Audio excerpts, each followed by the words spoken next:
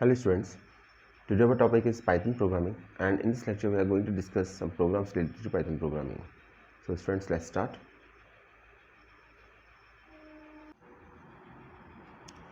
Students, अभी तक हम ऑलरेडी 10 प्रोग्राम कर चुके हैं प्रैक्टिकल फाइल के।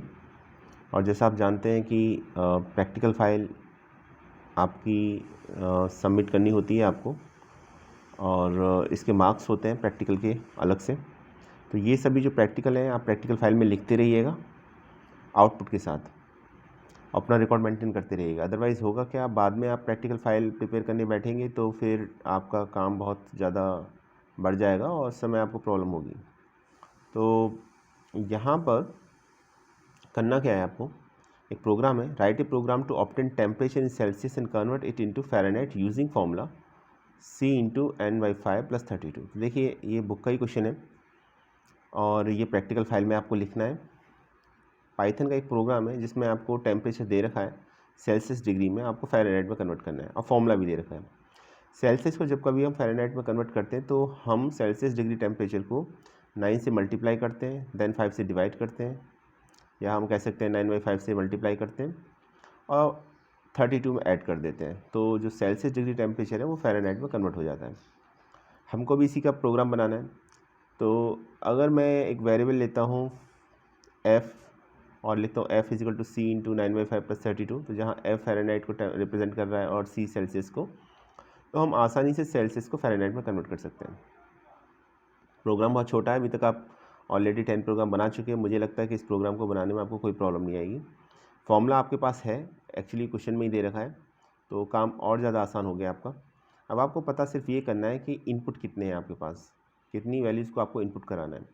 तो जब हम राइट हैंड साइड में देखेंगे तो जो लिखा हुआ है आपका फॉर्मूला, उसमें C/N/5 + 32, 9 कांस्टेंट है, 5 कांस्टेंट है, 32 कांस्टेंट है।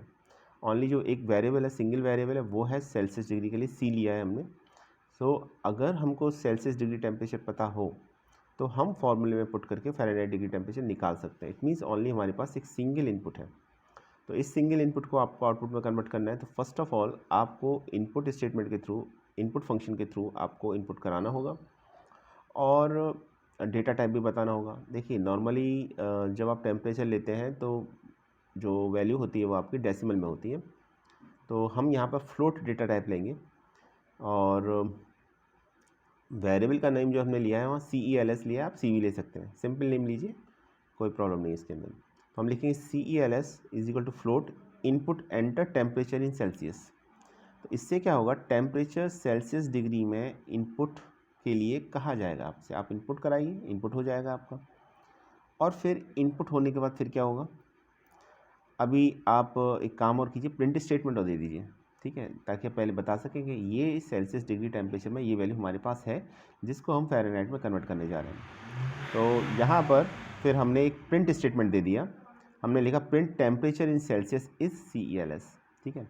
जब कभी प्रिंट स्टेटमेंट देते हैं और स्ट्रिंग और वेरिएबल को हमें सेपरेट करना होता है, तो ये हमेशा याद रखिएगा कि हम पहले स्ट्रिंग को डबल कोट्स में, सिंगल कोट्स में लिखते हैं, कॉमा लगाते हैं, वेरिएबल को कॉमा लगाने के बाद लिखते हैं, जैसा कि इस लाइन में कहा गया है। देन आफ्टर अगर फ़ारेनहाइट है आपका तो हम लिखें FAHR CELS × 9/5 + 32। तो हम यहाँ पर क्या काम करेंगे, हम यहाँ पर फॉर्मूला लगाया हमने, फ़ारेनहाइट को सेल्सियस में मल्टीप्लाई करेंगे अगर हम 9/5 से, और फिर उसमें 32 ऐड करेंगे, देन आपका रिज़ल्ट आएगा। तो उसी के लिए फॉर्मूला लगाया है हमने।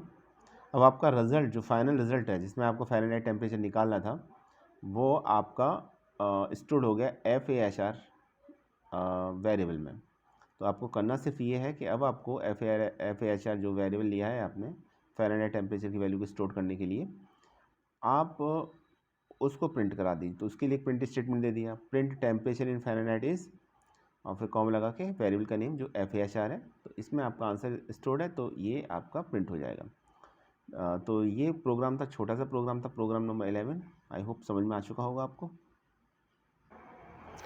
एग्जीक्यूट करेंगे तो आउटपुट कुछ ऐसा आएगा। स्टूडेंट्स, यहाँ मैं एग्जीक्यूट करके आपको इसलिए नहीं दिखा रहा क्योंकि मैं ऑलरेडी एग्जीक्यूट करके दिखा चुका हूँ ऑनलाइन क्लासेस में। पिछले जो वीडियोस हैं, जब मैंने कॉन्सेप्ट को पढ़ाया था, पाइथन को पढ़ाया था, तो ये सभी प्रोग्राम मैंने समझाए थे यहाँ पर जो मकसद है वो सिर्फ इतना है कि जितने भी प्रोग्राम आपकी पाइथन के अंदर मैं समझा चुका हूँ उनको अरेंज करके एक प्रैक्टिकल फाइल की फॉर्म में आपको लिखना है, ठीक है। तो इसी सिस्टमेटिक ऑर्डर में लिखना है जिस ऑर्डर में मैं बता रहा हूँ। तो सीक्वेंस सेम होना चाहिए और जब आप प्रोग्राम को एग्जीक्यूट कराएंगे तो आउटपुट कुछ ऐसा आएगा। सबसे पहले आपसे सेल्सियस डिग्री में टेम्परेचर मांगा जाएगा क्योंकि आपने इनपुट स्टेटमेंट दिया था। तो लिखा आएगा इंटर टेम्परेचर इन सेल्सियस, आपने सपोज वैल्यू दे दी 36।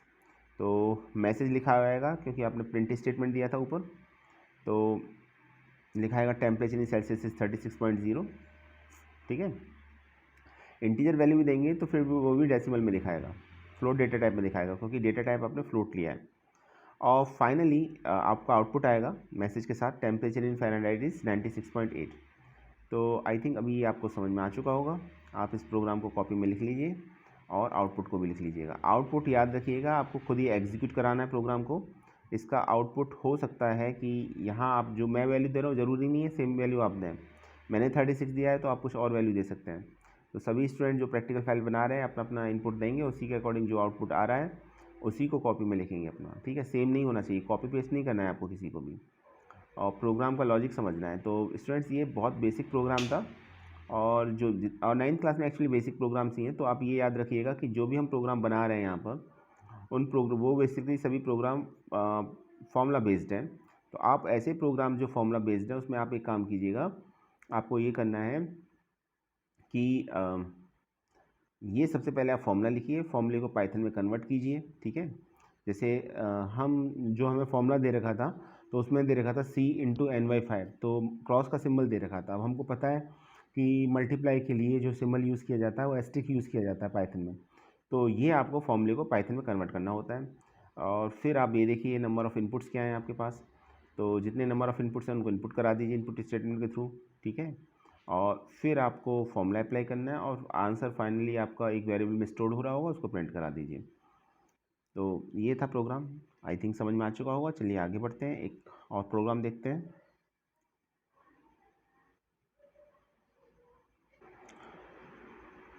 ये प्रोग्राम आपकी एक्सरसाइज का ही एक क्वेश्चन है, ठीक है। तो सुमिता अरोड़ा की जो कंप्यूटर एप्लीकेशन की बुक है रिटन बाय सुमिता अरोड़ा वही चल रही है आपकी, तो आपके पास होगी भी, तो आप उसमें से ये प्रोग्राम देख सकते हैं। तो कोशिश मैंने यही की है कि जितने भी प्रोग्राम्स हैं आपकी टेक्स्ट बुक से हों और प्रैक्टिकल का भी पार्ट हो। तो एक छोटा सा प्रोग्राम है ये, प्रोग्राम नंबर 12।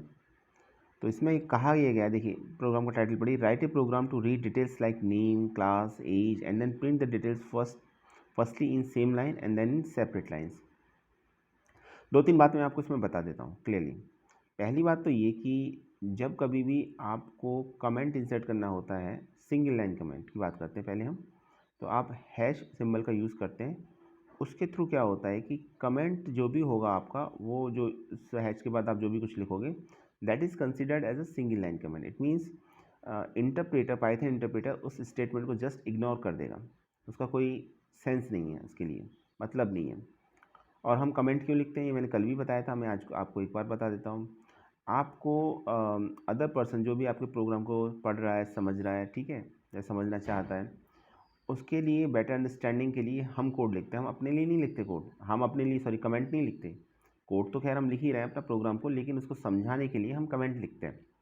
और कमेंट लिखने का जो ऑब्जेक्टिव होता है वो यही होता है कि आपका प्रोग्राम है तो आपको बताना पड़ेगा, ठीक है। जैसे आप एग्ज़ाम में क्वेश्चन पेपर आता है, आप सॉल्व करते हैं, मैथ का भी क्वेश्चन पेपर आता है, ठीक है, 2 इक्वेशन को ऐड करते हैं तो आप लिखते हैं ना, एडिंग 1 and 2 कम्प्लीटली। ऐसे तो नहीं करते डायरेक्ट आपने ऐड कर दिया, आंसर लिख दिया, ठीक है। जब आप फाइनल आंसर आ जाता है तो आप उस पर लिखते भी हैं कि that is the final answer, ठीक है, रिजल्ट इज़ दिस।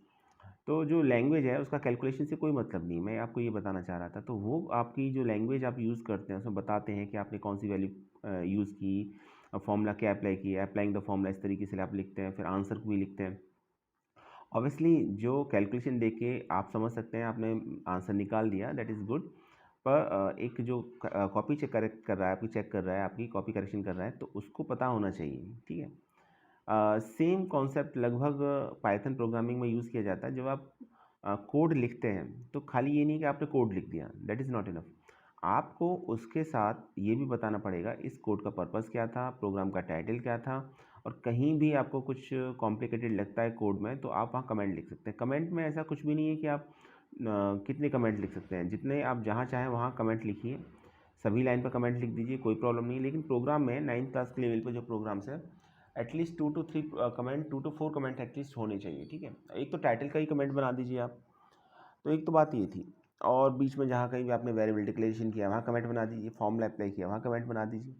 तो आसानी से आप 2-3 कमेंट बना सकते हैं। इसके अपने मार्क्स होते हैं प्रैक्टिकल एग्ज़ाम में। तो जब आप प्रैक्टिकल एग्ज़ाम देंगे तो जो आपने कमेंट लिखे होंगे तो उसके अपने अलग से मार्क्स मिलते हैं आपको। 10 मार्क्स का मान लीजिए प्रोग्राम है तो मे बी पॉसिबल कि 6 मार्क्स का लॉजिक हो, 2 मार्क्स का एग्जीक्यूशन हो और 2 मार्क्स का आपका कमेंट का हो। मतलब आपका अगर लॉजिक ठीक है और सिंटैक्स एरर है, प्रोग्राम एग्जीक्यूट नहीं हुआ, तो एटलीस्ट 6 मार्क्स आपको मिल जाएंगे। और आपका सिंटैक्स एरर नहीं है और आपका प्रोग्राम आपने एग्जीक्यूट कर दिया तो 2 मार्क्स एग्जीक्यूशन के मिलते हैं। तो कंप्यूटर पर एग्जीक्यूट करना एक अलग बात है, ठीक है, उसके अपने अलग मार्क्स होते हैं। लेकिन लॉजिक को समझना, प्रॉपर्ली इंप्लीमेंट करना एक अलग बात है। और उसके साथ कमेंट के भी अपने अलग मार्क्स होते हैं, तो ये याद रखिएगा। तो बाद में आपको ये बता रहा था कि जो सिंगल लाइन कमेंट है वो हम हैश सिंबल के थ्रू इंप्लीमेंट करते हैं। लेकिन अगर मल्टीपल लाइन कमेंट है, एक से ज़्यादा लाइन के आपको कमेंट की फॉर्म में बनाना है, देखिए यहाँ देखिए ट्रिपल कोट्स का यूज़ किया गया है। तो इसके अंदर आप जो भी कुछ लिखेंगे that is considered as a comment. Python उसको एक कमेंट मानता है, तो मल्टीपल लाइन को मल्टीपल लाइन में भी कमेंट बना सकते हैं। हाँ, ये भी है कि आप सभी लाइन के पहले हैश का सिंबल लगा दीजिए, जितने भी कमेंट लिखे गए तो भी कमेंट बन जाएगा। लेकिन अगर आप एक बार में चाहते हैं कि कमेंट बन जाए तो ट्रिपल कोट्स का यूज़ करके उसके अंदर with in that triple quote sign आप मैसेज लिख दीजिए, that is considered as a comment. तो प्रोग्राम इसमें ये था कि आपको डिटेल्स रीड करनी है, नेम की, क्लास की, एज की, किसी भी पर्सन की, उसका नेम इनपुट कराना है, क्लास इनपुट करानी है और इसकी एज इनपुट करानी है और फिर उसको प्रिंट कराना है। अब आप कहेंगे बड़ा आसान काम है, लेकिन यहाँ पर जो प्रोग्राम का ऑब्जेक्टिव उसको समझने की कोशिश कीजिए। कहा यह गया है कि जब आप नेम, एज और क्लास इनपुट करा दें तो नेम, एज, क्लास आपकी प्रिंट होनी चाहिए। और प्रिंट भी कैसे होनी चाहिए, एक लाइन के अंदर प्रिंट होनी चाहिए और फिर डिफरेंट लाइन के अंदर प्रिंट होनी चाहिए। फॉर एग्जांपल आरम नाम का कोई स्टूडेंट है, उसकी वो आपकी फर्स्ट क्लास का स्टूडेंट है और उसकी एज 5 ईयर्स है, तो लिखा आना चाहिए Aarav 15 with in a single line, एक लाइन के अंदर, ठीक है। और फिर दूसरी बार में जब ये स्टेटमेंट प्रिंट हो तो फिर ये तीनों बातें नेम, एज और क्लास अलग अलग लाइन के अंदर आनी चाहिए। पहले आरव आना चाहिए, नेक्स्ट लाइन के अंदर उसका ये क्लास आनी चाहिए फर्स्ट, और फिर थर्ड लाइन के अंदर उसकी एज आनी चाहिए। तो इसके लिए एक्चुअली इसमें हमें कोई कैलकुलेशन नहीं करनी है। इसमें हमको जो फोकस किया गया है वो ये कहा गया है कि आप प्रिंट स्टेटमेंट का यूज़ कैसे कैसे कर सकते हैं, ये आपको बताना है। तो ऑब्वियस सी बात है कि प्रिंट स्टेटमेंट के बारे में क्वेश्चन पूछा गया, कोई कैलकुलेशन नहीं है। तो प्रिंट स्टेटमेंट में याद रखिएगा, जब कभी भी आप एक प्रिंट स्टेटमेंट देते हैं और उसके बाद दूसरा प्रिंट स्टेटमेंट देते हैं तो लाइन ऑटोमेटिकली चेंज हो जाती है, ठीक है, ये याद रखिएगा आप। और अगर आप एक प्रिंट स्टेटमेंट देते हैं और जितने भी वेरिएबल्स हैं उनकी वैल्यू प्रिंट करते हैं, कॉमा लगा के सेपरेट करते जाते हैं उसमें, फॉर एग्जांपल 3 वेरिएबल्स हैं ए, बी, सी, तो आप लिखते हैं A comma B comma C, तो वो within a single line ही सभी वैल्यूज़ प्रिंट हो जाती हैं। That is the concept behind it. तो अभी इसको प्रोग्राम को चलिए बनाते हैं। तो सबसे पहले हम इनपुट लेंगे। अभी इनपुट में आपको ये भी सोचना है कि वैल्यू इंट है या फ्लोट है, तो ऐसे तो कुछ नहीं कहा गया। नेम है, क्लास है और एज है, तो हम सभी को स्ट्रिंग कंसीडर करेंगे। स्ट्रिंग होती है, string is nothing but only the set of characters. Set of character को स्ट्रिंग बोला जाता है। और उस केस में जब आप इनपुट कराएंगे तो आपको ना तो इंट डिक्लेयर करना है और ना ही फ्लोट डिक्लेयर करना है इनपुट स्टेटमेंट से पहले। Okay, neither int nor float, तो दोनों में से कुछ भी नहीं लिखना है। तो क्या लिखेंगे हम, सिंपल इनपुट लिखेंगे। तो हम लिखेंगे, हमने मान लीजिए नेम के लिए नेम वेरिएबल ही ले लिया, तो हम लिखेंगे name equal to input enter name. Clear, बस इतना। इसके आगे कोई इंट नहीं, कोई फ्लोट नहीं। जब हम कुछ भी नहीं लिखते हैं इंट और फ्लोट में से तो बाय डिफ़ॉल्ट वो स्ट्रिंग माना जाता है। उसके बाद क्या करना है, उसके बाद ले लीजिए आपने दूसरा वेरिएबल ले लिया क्लास 1, तो आप लिखेंगे class 1 equal to input enter class, तो क्लास भी एंटर करा दिया आपने। उसके बाद क्या इनपुट कराना है, आपको एज इनपुट करानी है, तो आप लिखेंगे age equal to input enter age. तो नेम इनपुट हो गया, क्लास इनपुट हो गया, एज इनपुट हो गया, तीनों इनपुट हो गए। अब आपको सिर्फ प्रिंट कराना है, जो प्रोग्राम का ऑब्जेक्टिव था भी। तो हम प्रिंट स्टेटमेंट देंगे। अभी पहले एक सिंगल लाइन के अंदर प्रिंट कराएंगे, तो हम लिखेंगे print name comma class 1 comma age. 3 variables हैं तो इनको प्रिंट करा देंगे। चाहे तो आप स्ट्रिंग के साथ ही प्रिंट करा सकते हैं, मैसेज के साथ ही प्रिंट करा सकते हैं, पर मैंने डायरेक्ट प्रिंट करा दिया, ठीक है। और अगर आपको नेक्स्ट लाइन के अंदर प्रिंट कराना है तो आप प्रिंट स्टेटमेंट देंगे तो सभी हम फिर देंगे प्रिंट नेम, तो सिर्फ नेम प्रिंट होगा। और जैसे ही आप नेक्स्ट स्टेटमेंट दे देंगे प्रिंट क्लास 1, तो क्लास ऑटोमेटिकली चेंज हो जाएगी। ठीक है, फिर आप देंगे प्रिंट एज, तो एज नेक्स्ट लाइन के अंदर प्रिंट हो जाएगी। आप इस प्रोग्राम में काम और करके देखिएगा। ओके, चलिए ये सिंपल प्रोग्राम ही रखते हैं अभी। तो इस प्रोग्राम को आप एग्जीक्यूट करके देखिएगा तो आपको पहले नेम, क्लास, एज ये तीनों एक ही लाइन के अंदर प्रिंट होते हुए दिखाई देंगे और फिर अलग अलग लाइन के अंदर। तो सिंपल प्रोग्राम था ये भी, आपकी जो बुक का ही प्रोग्राम है, तो एक्सरसाइज का है और ये प्रैक्टिकल फाइल पे लिखना है। तो ये था प्रोग्राम नंबर 12। तो अभी तक हमने कितने प्रोग्राम कर लिए? 12 प्रोग्राम कर लिए। टोटल प्रोग्राम कितने करने हैं आपको? 16 प्रोग्राम करने हैं सभी को पाइथन के। ठीक है, तो अब पाइथन बस ख़त्म ही होने वाला है, इसके बाद हम स्क्रैच के प्रोग्राम करेंगे प्रैक्टिकल फाइल के अंदर। तो अभी टोटल 12 प्रोग्राम्स हो गए।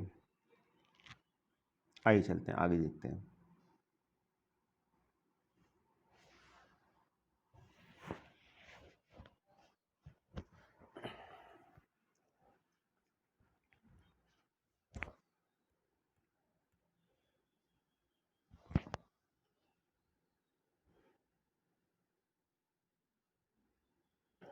जब आप प्रोग्राम को एग्जीक्यूट कराओगे तो आउटपुट कुछ इस तरीके से दिखाई देगा, देख सकते हैं आप आउटपुट में। Enter name, enter class, enter age. तो लाइन के अंदर क्या लिखा रहा है? फर्स्ट लाइन के अंदर आरव 15, आरव नेम है, क्लास 1 है, एज 5 ईयर्स है इसकी। ठीक है, अच्छा फिर नेक्स्ट लाइन के अंदर जब डिफरेंट लाइन के अंदर प्रिंट होगा तो कैसे होगा ये भी दिखाते हैं।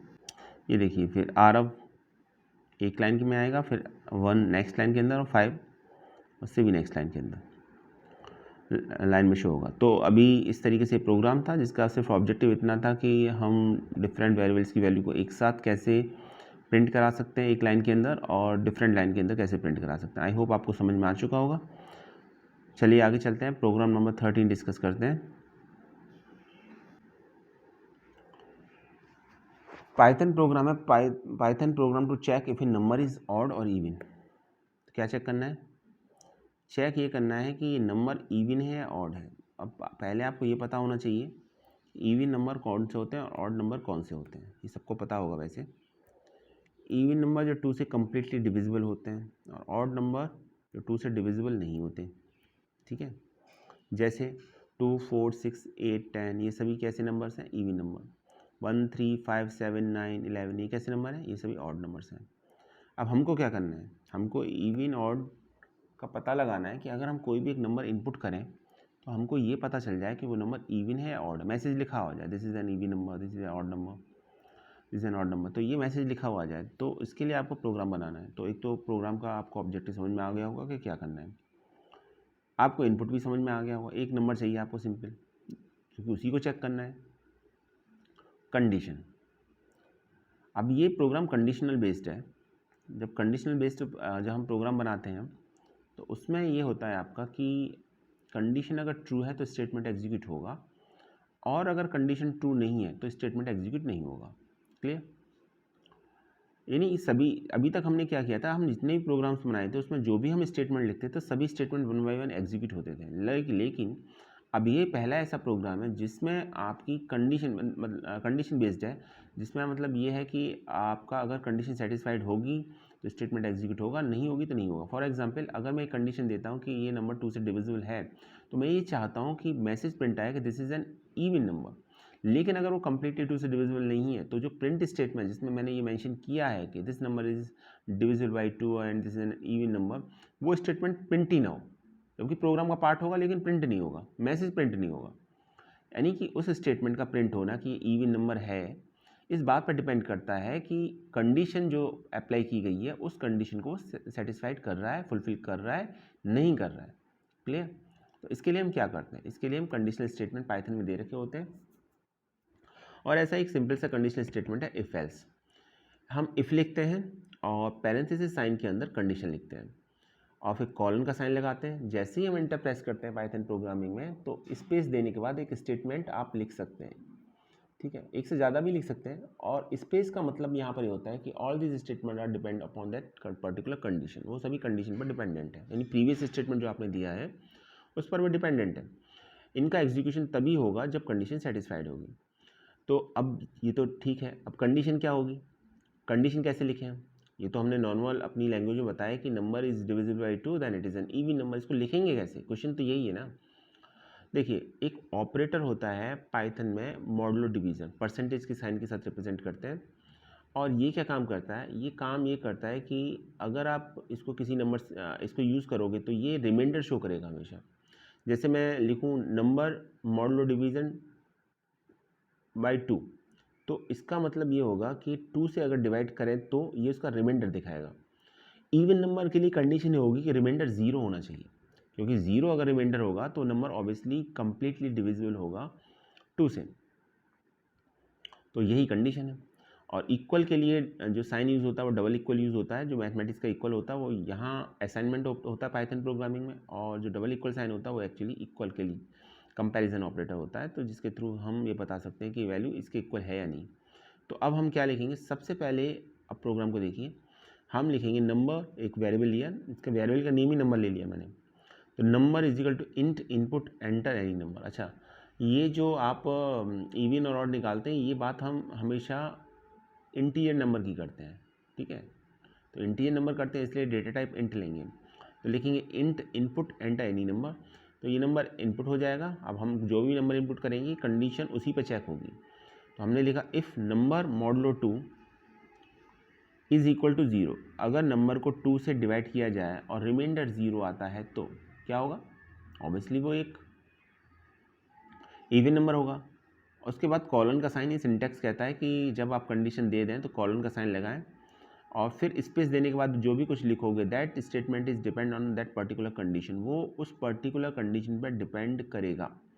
तो हमने तो एक मैसेज ही लिखना था, हमने लिख दिया print even number, even number print हो जाएगा, ठीक है। उसके बाद क्या करेंगे, उसके बाद आप ये चाहते हैं कि अगर ये कंडीशन सेटिस्फाइड नहीं है तो फिर आपका ऑड नंबर प्रिंट हो जाए, तो हम लिखेंगे एल्स प्रिंट ऑड नंबर, तो फिर आपका ऑड नंबर प्रिंट हो जाएगा। तो देखिए, नंबर या तो इवन होगा या नंबर आपका ऑड होगा, दोनों में से कोई एक ही होगा। एल्स के साथ कंडीशन कभी नहीं लिखी जाती, कंडीशन हमेशा इफ़ के साथ लिखी जाती है। और इसका सिंपल मतलब ये होता है कि अगर कंडीशन सेटिस्फाइड है तो इफ़ के साथ का स्टेटमेंट एग्जीक्यूट होगा, और अगर कंडीशन सेटिस्फाइड नहीं है तो स्टेटमेंट फिर एल्स के साथ डेफिनेटली जो एल्स के साथ दे रखा है वो सेटिस्फाइड होगा, वो सॉरी एग्जीक्यूट होगा, ठीक है। तो अभी हमारे पास दोनों में से कोई एक स्टेटमेंट, जब भी हम प्रोग्राम में एग्जीक्यूट करेंगे तो दो में से कोई एक स्टेटमेंट हमारा आंसर होगा, या तो लिखाएगा स्क्रीन पर इवन नंबर या स्क्रीन पर लिखाएगा ऑड नंबर। अगर वो नंबर 2 से डिविजिबल है तो इवन नंबर लिखाएगा, अदरवाइज एल्स लिखाएगा। एल्स में याद रखिएगा कभी भी हम कंडीशन नहीं लिखते, एल्स के साथ कंडीशन नहीं लिखते। सिंटैक्स ये कहता है एल्स के साथ कंडीशन होती नहीं है। एल्स का मतलब ही है कि इफ़ के साथ जो कंडीशन दी है वो अगर फेल हो गई है तो फिर एल्स के साथ जो भी स्टेटमेंट दे रखा है वो स्टेटमेंट प्रिंट होगा। गॉट इट, आगे समझ में, छोटा सा प्रोग्राम है, बहुत आसान सा। और याद रखिए एल्स के साथ बाद भी हम जब लिखते हैं तो कॉलन का साइन लगाते हैं, कॉलन का साइन इफ़ के बाद कंडीशन के बाद भी लगाते हैं और एल्स के बाद भी। फ़र्क सिर्फ इतना है, एल्स में हम कंडीशन, इफ़ में हम कंडीशन लिखते हैं, एल्स में हम कभी भी कंडीशन नहीं लिखते, ठीक है। तो छोटा सा प्रोग्राम था, आप इसको एग्जीक्यूट करके देखिएगा, आपको किसी भी नंबर का ये पता चल जाएगा कि ये इवन नंबर है या ऑड नंबर है। चलिए आउटपुट भी दिखा देता हूँ मैं आपको इसका। देखिए, जब आप प्रोग्राम को एग्जीक्यूट करेंगे तो ऐसे लिखाएगा एंटर एनी नंबर। मान लीजिए आपने नंबर 6 एंटर किया है तो मैसेज तभी के तभी प्रिंट हो जाएगा इवन नंबर। मैंने क्या बताया था आपको, मैंने बताया था इवन नंबर मैसेज आएगा या फिर ऑड नंबर आएगा, क्योंकि आपने कंडीशनल स्टेटमेंट का यूज़ किया है। तो ठीक है, कंडीशन सेटिस्फाइड होगी तो इवन नंबर आएगा, अदरवाइज ऑड नंबर स्क्रीन पर प्रिंट होकर आएगा। यही कंडीशनल स्टेटमेंट का बेनिफिट है कि जब कभी भी हमें कुछ स्टेटमेंट या एक स्टेटमेंट कंडीशन बेस्ड अप्लाइड करने होते हैं अपने प्रोग्राम में तो हम इफ एल्स का यूज़ करते हैं। तो ये प्रोग्राम नंबर 13 था स्टूडेंट्स। चलिए आगे के प्रोग्राम की बात करते हैं, प्रोग्राम नंबर 14 वो भी देख लेते हैं। ये प्रोग्राम है स्टूडेंट्स कि हम किसी भी एक स्टूडेंट के मार्क्स इनपुट करें, परसेंटेज इनपुट करें, मार्क्स नहीं परसेंटेज, और परसेंटेज के बेसिस पर उसका ग्रेड प्रिंट हो जाए। तो प्रोग्राम में थोड़ा करेक्शन कर लीजिएगा, आई थिंक टाइटल ठीक नहीं है। आप लिखिए program to input percentage of marks and okay, and find grade. ठीक है, तो मार्क्स से पहले परसेंटेज लिख दीजिएगा। ठीक है, तो ये प्रोग्राम क्या कहता है, ये प्रोग्राम ये कहता है कि आप किसी भी एक स्टूडेंट की परसेंटेज प्रिंट करें, उसका ग्रेड आ जाए। अब ग्रेड की अलग अलग कंडीशंस हो सकती हैं। ठीक है, जैसे मान लीजिए कि 85 से अगर मार्क्स ज़्यादा हैं और 100 से कम है तो उसका ग्रेड जो होगा ए ग्रेड होगा उसका। और ग्रेडिंग सिस्टम आप सभी जानते भी हैं।